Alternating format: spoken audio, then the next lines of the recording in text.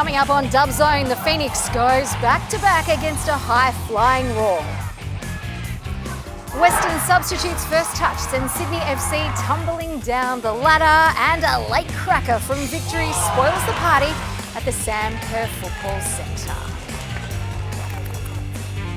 Hello and welcome to Dub Zone. I'm Amy Duggan and delighted to be joined today by two-time Ninja A-League champion with Canberra United, Grace Gill. Great to have you. Ames, great and to our be very here. own Ginger Ninja and A-League's commentator, Pellizzeri. Welcome back to the desk. Nice to see you. Well, the split round 5 has all wrapped up and it culminated with the Brisbane Roar flying across the ditch to New Zealand, who managed to pick up back-to-back wins for the first time this season against a spirited but depleted Roar, Gracie.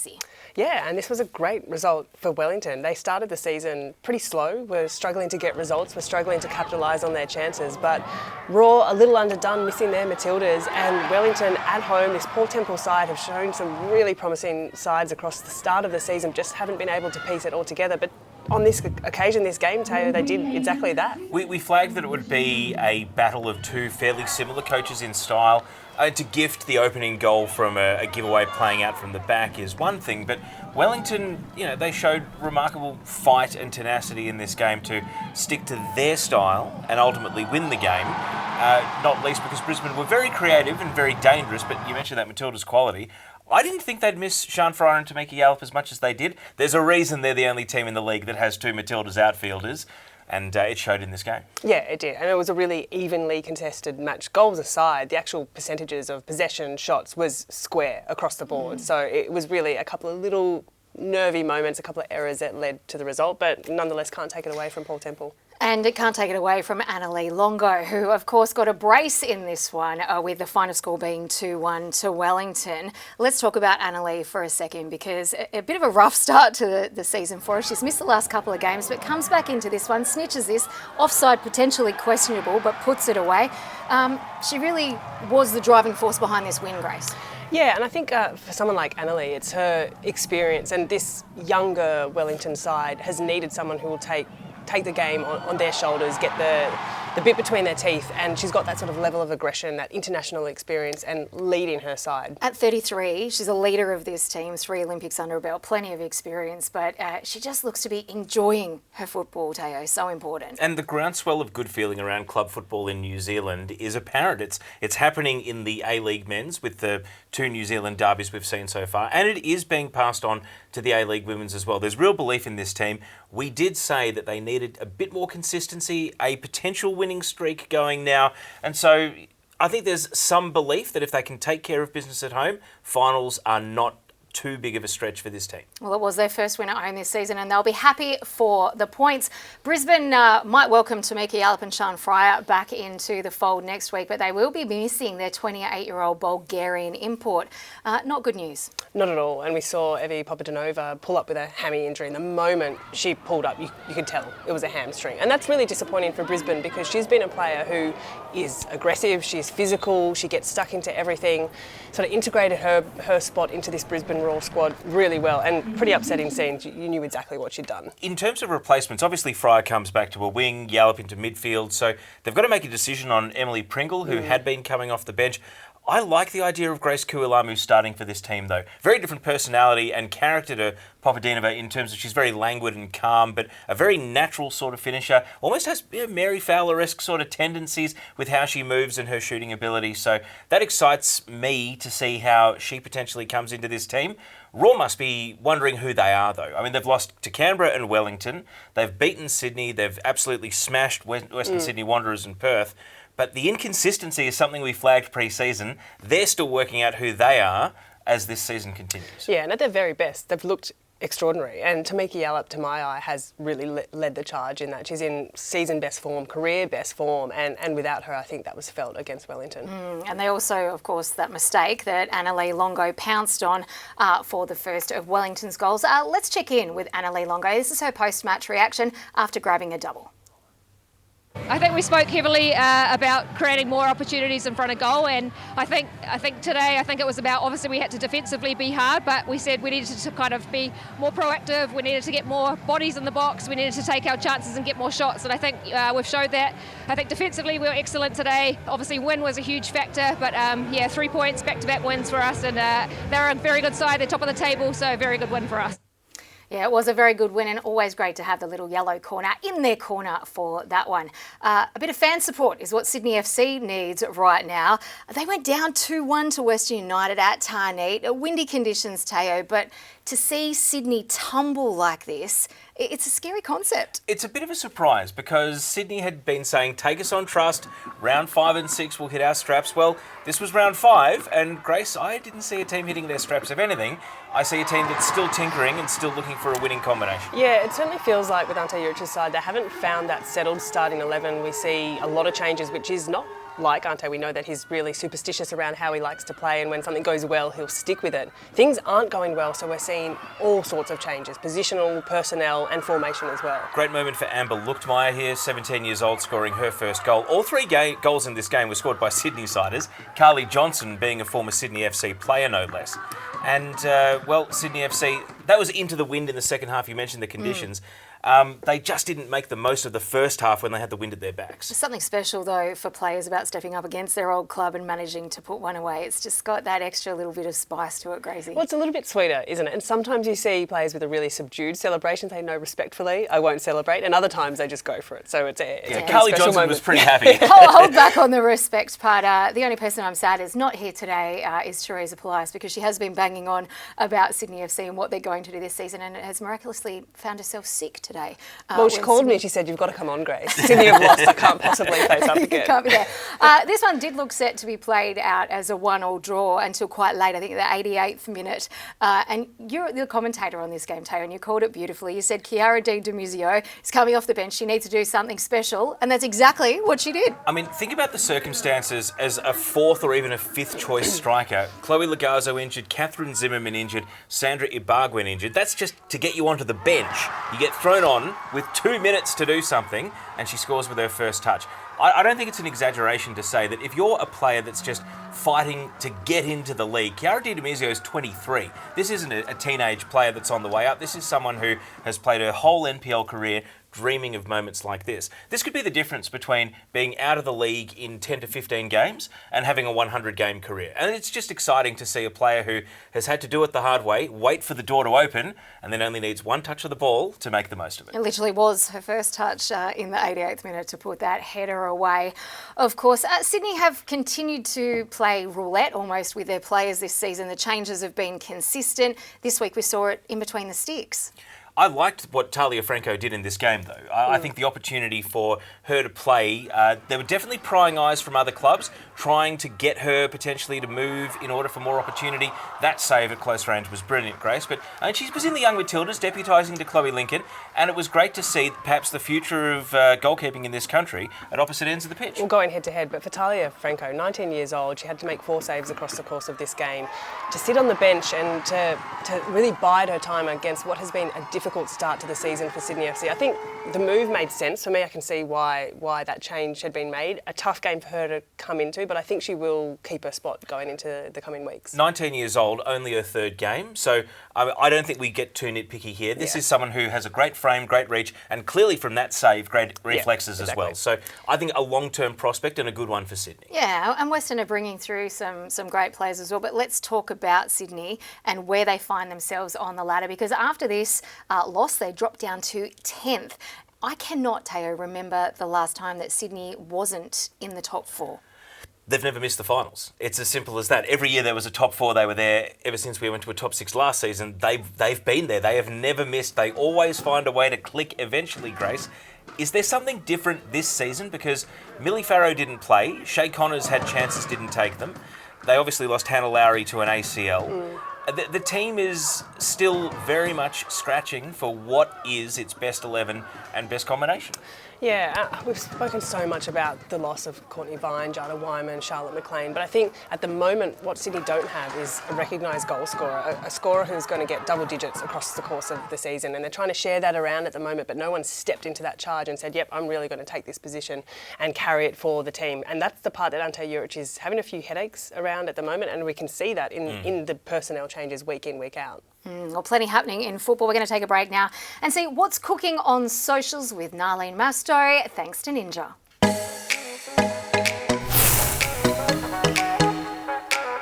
I'm Narlene Masto with what's cooking on socials and in the world of women's football. Brought to you by the Ninja Woodfire Outdoor Oven, which can turn any space into an outdoor kitchen. Powered by electricity, flavoured by real burning wood pellets. Right, let's kick it off with what's happening right here in the Ninja A-League, and Perth Glory played their first home game at their new facility, the Sam Kerr Football Centre, which was watched by, you guessed it, Sam Kerr herself. She shared this pic on her socials and perhaps maybe tuned out at around the 92nd minute mark, but it's still a pretty special moment. Of course, this facility was the home base for a lot of the nation's training during the FIFA Women's World Cup, and it's now the home ground for Perth Glory in the Ninja A-League. Sticking to the topic of Sam Kerr, we finally have an update on when we can expect to see her back following her ACL surgery. Chelsea's women head coach Sonia Bombasta said she doesn't expect to see Kerr back in the Chelsea squad any earlier than February or March of 2025. That means Kerr is still in doubt to play the She Believes competition, which kicks off on the 20th of February when Australia will face Japan, the USA and Colombia.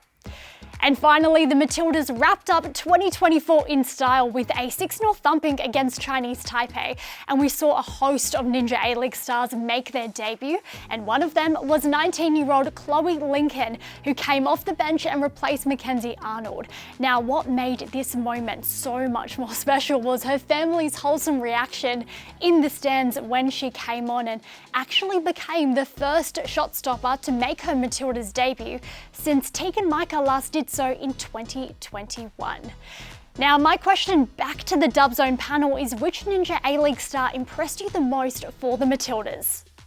Well, thanks, Narlene. And yeah, interesting question. Which Ninja A-League star impressed you the most, Grace? Well, it's really hard not to list every A-League player that was involved in this window, because I was really impressed by Briley Henry, and I'm so happy for Chloe Lincoln to get her opportunity. But the one that really stood out for me and slotted seamlessly, I thought, was Tash Pryor. I thought she looked really comfortable. There was one nervy moment in her very first sort of involvement in the game, but then from there she just settled in, she looked composed, she looked comfortable on the ball, goal scoring aside, which is amazing, 2 goals in 3 games. And Tommy Samani agreed and said the same thing, that she's the first player to come into the squad and look like she belonged. There was no bedding in period, there was no settling in, just got in there and got the job done. The first one to do that since Claire Hunt. Yeah, there's real airs of Claire Hunt about Tash Pryor, and I think maybe a little glimpse to the future of what a centre-half pairing could be. We saw Claire Polkinghorne hand over the number 4 jersey, and now to have Tash Pryor sort of step into the guard, it looks like a really promising space for the future. Yeah, who impressed you, Taya? Well, Grace has taken all the names. So sorry, Taya. What I will Rossi, say, Chloe, Laura Harvey, Tash Pryor. Well, what I will say is, let's not assume that the next generation just got anointed. Just because you missed this squad doesn't mean you can't play well in the Ninja A-League and fight your way back in. And I think that there are 2 players who are out rehabbing ACLs at the moment, Holly McNamara and Kirsty Fenton. They are still, I think, a prominent part of the future of this team, and I feel so dearly for Izzy Gomez, whose form had been electric, only for an injury in the last game before the camp to rule her out. And I hope she's not waiting too much longer for that first cap, because she should absolutely be in the mix as well. So that's the angle I'm taking. Congratulations to the players that got in, but certainly not a full stop for other aspirants that may have missed out. Plenty more opportunities to come, and we can break those down as we take a look at Adelaide United's 2-0 win over the Newcastle Jet. It's a name we've been talking about for the last couple of weeks. Fiona Wirtz on the score sheet again. Having a great season, Grace. I mean, right back up there with Emily Gilnick now in the Golden Boot race, and deservedly so. Look, Adelaide, they took care of business here against a Newcastle team that had spells on top of the game, but hey, you just got to get that ball over the line, and Adelaide did it ugly. Newcastle couldn't do it at all. Whatever body part you can get the ball on. Well, that's exactly right. Sometimes that's all you need, and this is an Adelaide team that had started off pretty slow this season. They've just started to find a little bit of form, and Fiona Wirtz has been central to that. We know she's a player who is a recognised goal scorer, and when she hit her straps a couple of years ago, everything she touched turned to gold, and it kind of gets the sense that this season is building into another one like that for Wirtz. She spoke to the A-League website last week in the build-up to the game about how she'd sold her car, she'd moved back to Australia, back to England. She thought Australia was in the rearview mirror. It's the love of Adelaide. It's unfinished business that's motivating her. And I think for some players, more than money, more than glory, it's that sense of almost duty to a place you love that is leading her to this amazing form right now. Yeah. Well, let's talk about form, and it might not be amazing. It's a bit mind-boggling to me, to be quite frank. The Jets signed their Canadian import goalkeeper, Danielle Krzyzeniak, back in goal for the Jets this week after spending the last week or so on the sideline, but was caught yet again handling the ball outside the box. Grace, should it have been another red card? We've already seen Krzyzeniak sent off once this season. Well, on first glance, I thought absolutely, yes, that has to be a red card, but it was this rule in tow that you sort of helped explain to us as to why it wasn't, perhaps. IFAB has clarified handling the ball outside the penalty area. This is what happened earlier in the season. Now, that is a red card. That's still the strangest highlight she sat I on think the sideline you'll ever for see. it. But after coming back from that suspension, there's Tiana Robertson, who deputised in Krzyzeniak's absence. I think the referee, we've got to give credit to Beth Rattray there. I do think that probably is actually the correct interpretation, giving only a yellow. Wouldn't have been shocked if it was another red card, though. And it really puts Ryan Campbell in a tough position with his goalkeepers here because, Krzyzeniak was hardly blameless in the first goal as well. You've spent the money and done the recruiting on an international import, and yet the competition is coming from someone who was in your own backyard. I think that's sometimes the pressure that teams feel, that if you get an international player They paid for someone to come here. They've taken the chance to come to Australia, and now you're not using them. Yeah, exactly. Or that you have to play them. There's a pressure, expectation that they've come over, so they have to play. But if errors like this continue to happen, then it does beg the question, should a local player get given the opportunity in a longer term prospect? Well, it brings out the question, are we a development league or are we a destination league? Well, you want the players that treat it as a destination to be clearly raising the standards and not getting stuck in debates like this. I mean, I've been big on Newcastle this year. They're a great team other than in the 2 6-yard boxes. They give away cheap goals and they don't score at the other end. Does anything else matter then, in between? They do a lot of nice things, Grace. They do so much well. They create a lot. They were very wasteful, though, in this game. They were. They had 17 shots, only 5 of them on target. And if you're getting into the final third that many times across the course of the game, you need to be more productive, whether that's a recognised goal scorer, whether that's challenging the goalkeeper. To only register 5 on target from that many opportunities, it's a bit wasteful. I don't want to whack a team, though, for playing entertaining, good build-up patterns of play and being not the greatest team in the 2 6-yard boxes, rather than a team that, just hits long balls and, tries to bully ball their way and then has the magic touch at either end of the pitch. Newcastle, I think, fundamentally are doing the right things to entertain their fans and hopefully get results, because I think it's good for football if they actually start getting those results. No, I totally agree and appreciate that. We want to see good football played as well. And of course, Newcastle without Tash Pryor, she travelled to the game, she was there, didn't play, was rested following her appearances with the Matildas as well. What's your feeling on that?